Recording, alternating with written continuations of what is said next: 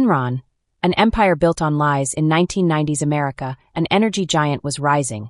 Enron. Wall Street called it the company of the future. But behind its shining image hid one of the biggest financial frauds in history.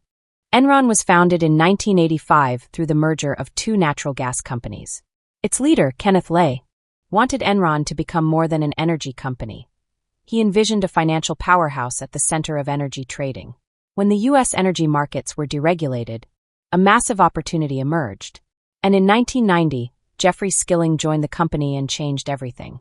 To Skilling, energy wasn't just a product, it was a financial instrument. Something to be traded like a stock or a bond. This vision led Enron to create the energy derivatives market. They made huge profits from price fluctuations.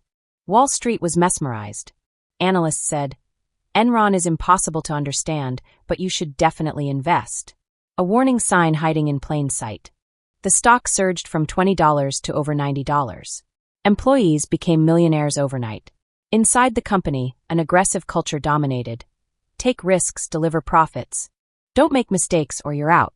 Skilling's riskiest move was introducing mark-to-market accounting. Future projected earnings from a project were recorded as profit immediately, even if the project hadn't begun. The line between reality and fantasy disappeared. In truth, Enron wasn't making money. CFO Andrew Fastow created SPVs and the LJM funds to hide losses. Failing assets were moved off the balance sheet, making Enron look profitable when it wasn't. Audit firm Arthur Andersen played along. They were paid millions in both auditing and consulting fees, a massive conflict of interest. They ignored the red flags, and thousands of documents were destroyed to hide the fraud. This would eventually lead to Andersen's collapse as well. In August 2001, Skilling suddenly resigned. The internal decay was becoming impossible to conceal. Analysts soon noticed Enron's negative cash flow, and the SPVs came under scrutiny. By November 2001, the truth was out. Enron hadn't been profitable for years. Debt had been hidden through secret structures. The stock crashed from $90 to under $1. One of the biggest bankruptcies in U.S. history unfolded. Skilling was sentenced to 24 years in prison. Fastow served his time. Kenneth Lay died during the trial. Arthur Andersen collapsed entirely.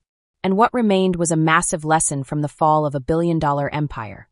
No matter how brilliant a company looks on the surface, you must look behind the numbers. Without transparency, innovation becomes nothing more than a polished illusion.